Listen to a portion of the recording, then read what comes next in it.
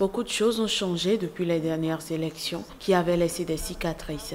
La nouvelle constitution veut garantir l'équilibre entre les pouvoirs, inclure les minorités.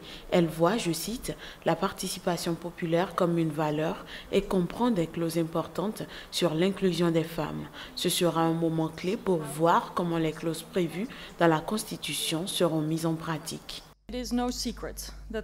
Ce n'est pas un secret. Il y a des inquiétudes face à de possibles violences. Ce n'est pas inévitable. Il est évident que cela créerait une situation dans laquelle tout le monde est perdant. Il est de la responsabilité de tout un chacun de garantir à tous le droit de voter en son âme et conscience et de pouvoir le faire en sécurité. Mais cette responsabilité est proportionnelle à l'influence des différents acteurs dans l'élection de 2017. En retour, il est de notre responsabilité que la mission d'observation de l'UE soit une évaluation juste et impartiale du processus et de garantir le droit politique et l'intégrité des individus. Le fait que l'UE ait voulu déployer une telle mission est la preuve de l'importance du scrutin du 8 août. The fact that the EU has sought to deploy such a large mission is testimony to the significance of the August 8th elections. Le président sud-africain Jacob Zuma a encore ses fans au sein de son parti. Mais l'ANC pense déjà à sa succession. Cyril Ramaphosa, le vice-président, et Nkosazana Dlamini Zuma, l'ancienne patronne de l'Union africaine, ex-épouse de Zuma, sont considérés comme les deux favoris.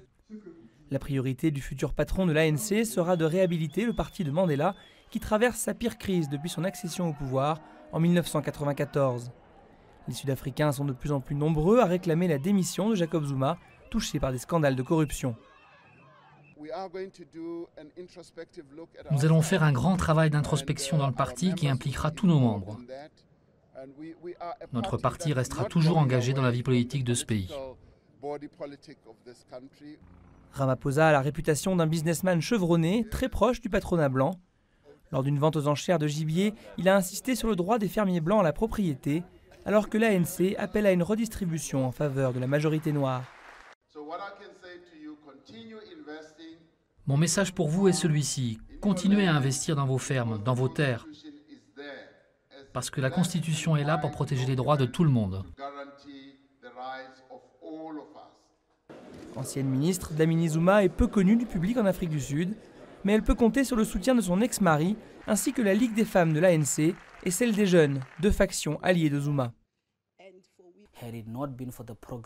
Avec toutes ces luttes d'influence au sein de l'ANC, Zuma n'est pas sûr d'arriver à ses fins, mais il donne l'impression de vouloir garder le contrôle sur le pouvoir en s'assurant que son ex-femme le remplace.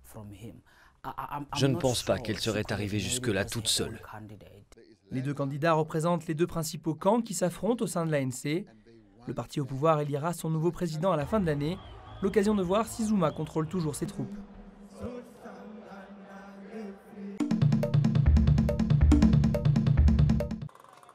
Figés sur les grandes avenues de Monrovia au Libéria, voici les hommes sandwich nouvelle génération.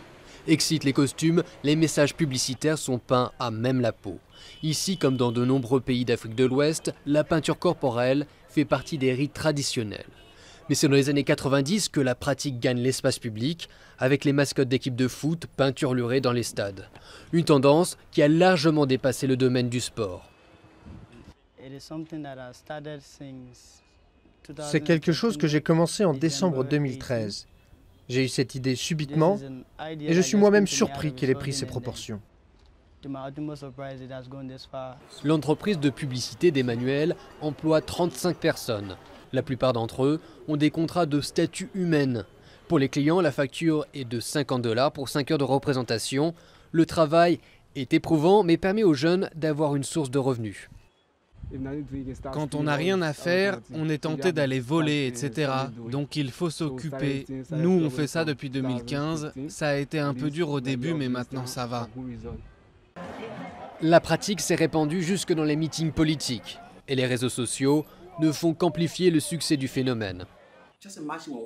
Prenez un match de foot dans un stade, le nombre de gens qui sont présents, Il suffit d'avoir 2 ou 3 gars là-bas. Les gens les prennent en photo et les partagent sur les réseaux sociaux. Ils sont déjà plusieurs dizaines à exercer la profession de statue humaine à Monrovia et leur nombre n'est pas près de diminuer. Des entreprises prestigieuses comme DHL, Total ou même l'administration fiscale font désormais appel à leurs services.